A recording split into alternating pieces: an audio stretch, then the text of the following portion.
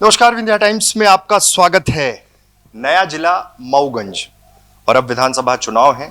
तमाम तरह की बड़ी जिम्मेदारियां हैं। आज हमारे साथ चर्चा के लिए मऊगंज जिले के एसपी वीरेंद्र जैन सर हैं। सर, पहले तो बहुत बहुत स्वागत है और ये बड़ी चुनौती चुनाव सर पर है। निश्चित तौर पर बड़ी चुनौती है, नया जिला है और चुनाव भी साथ में सर पे आ गया है। तो नया जिला है तो नए जिले में प्रथम एसपी बनने का सौभाग्य भी मिला है, इसके लिए मैं धन्यवाद देता हूँ। सर, चूंकि जैसे ही तैनाती हुई आप लोगों की, उसके बाद तुरंत बहुत जल्दी आचार संहिता, तमाम चीज़ें उस रूटीन में करना, फिर यहीं से सारी प्रक्रिया होनी है नॉमिनेशन की और तमाम चीज़ें।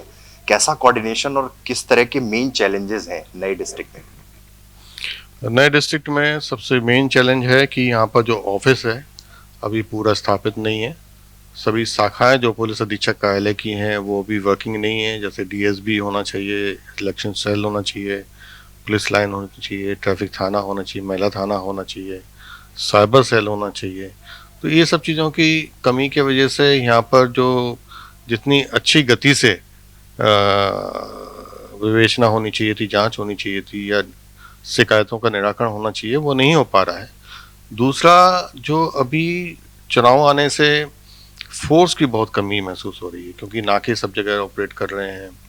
चुनाव में एफएसटी, एसएसटी ये सब भी ऑपरेट कर रही हैं। तो चूँकि पहली बार नॉमिनेशन हो रहा है, यहाँ नामांकन भी पहली बार हो रहा है, उसमें भी काफ़ी बल लगा है। जिला छोटा है, 5 थानों का जिला है, तो बल जब हम निकालते हैं थानों से तो एकदम थानों में बल की काफ़ी कमी हो जाती है।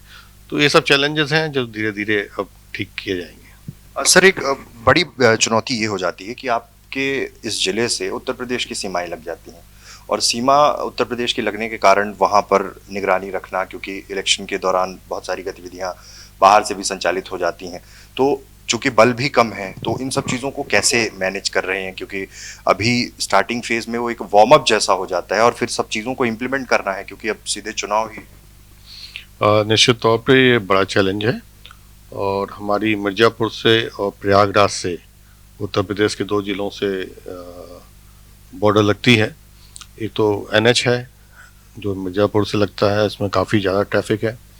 इसके अलावा छोटे छोटे रास्ते भी हैं, जड़कोट से है, पिपराही से है और सीधी ज़िले के भी कई थाने जो है अपने ज़िले से सीमाएं लगती हैं और आवागमन है। इन सभी पर नाके लगाए गए हैं। फॉरेस्ट के, आरटीओ के और दूसरे विभागों का बल दिया गया है और कोशिश की गई है कि अच्छे से अच्छा इसमें मॉनिटरिंग की जाए और निगरानी की जाए कि बाहर से कोई भी एलिमेंट जो चुनाव को प्रभावित कर सकता है वो नहीं आए, या फिर कोई और प्रलोभन देने वाली वस्तु जैसे शराब है या एनडीपीएस की है या कोई ऐसी गतिविधि जो चुनाव में प्रभावित कर सकती है, वो यहाँ पर आवागमन ना हो सके और उसके लिए तैयारी की जा रही है। सर, चूंकि इस बेल्ट में मैंने देखा है कि बहुत सारा क्षेत्र आदिवासी वनांचल है, तमाम बहुत दूर दूर तक एरिया है। चुनाव के दृष्टिकोण से एक बहुत महत्वपूर्ण जिम्मेदारी ये होती है कि पुलिस की पेट्रोलिंग, लोगों तक पहुंचना, लोग भय मुक्त होकर मतदान की ओर बढ़ सकें। इसके लिए आपका क्या अपील है? क्योंकि सबसे इम्पोर्टेंट ये हो जाता है निर्वाचन के दौरान कि प्रशासनिक अधिकारी जब लोगों के बीच में मैसेज सर्कुलेट करते हैं, अपनी चीज़ों को लेकर आते हैं, तो लोग उस चीज़ से कहीं ना कहीं डर से दूर होते हैं। जैसे अमूमन एक दबाव की चीज़ें, पॉलिटिकल एंगल होता है हालांकि वो, तो आप लोगों से क्या अपील करना चाहते हैं? मैं नया जिला बना है और पुलिस और प्रशासन के एसपी और कलेक्टर अब जो आसपास की जनता है उसके बिल्कुल संपर्क में है। मैं देखता हूँ सुबह से ही ऑलमोस्ट पूरे क्षेत्र के लोग, चूँकि पास होने, नज़दीक होने के कारण मऊगंज में आके हम लोग के वो अपने अपने फरियाद शिकायत लेके आते हैं, अपनी सूचनाएं लेकर भी आते हैं। तो ये बहुत बड़ा फ़ायदा है जो जनता को, और जो जनता को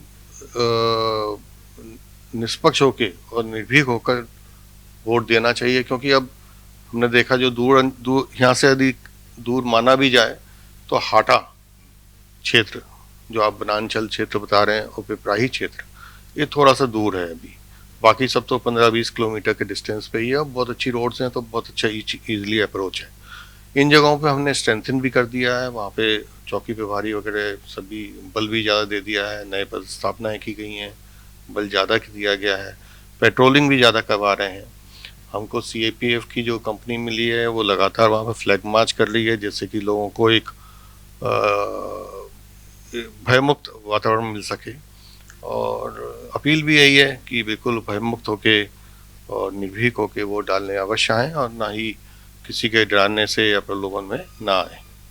सर एक आखिरी सवाल, पहले जब रीवा मुख्यालय हुआ करता था तो मैंने देखा कि मऊगंज और हनुमाना क्षेत्र से लोग, चूंकि यहाँ से लगभग 120 किलोमीटर दूर जाते थे अपनी समस्याओं को लेकर, अब जब यहाँ पर आपके पास लोग आते हैं और डिस्टेंस बहुत कम हो गया है, कितनी सहूलियत होती है और कितना उनको जब रिलैक्सेशन मिलता है तो ये कितना उनके लिए कितना रिलैक्सिंग होगा कि वो इन चीज़ों को यहाँ से कर पा रहे हैं और कोई भी शिकायत है तो बार बार उतना दूर नहीं जाना पड़ रहा है। जिला बनने के बाद इसका तो एक अलग बेनिफिट होगा। मैंने जैसा कि बताया कि सबसे बड़ा बेनिफिट मुझे लगता है जनता को यही हुआ है कि बहुत ही नज़दीक जो है निराकरण के लिए पुलिस अधीक्षक और कलेक्टर यहाँ पे पदस्थ हो गए हैं।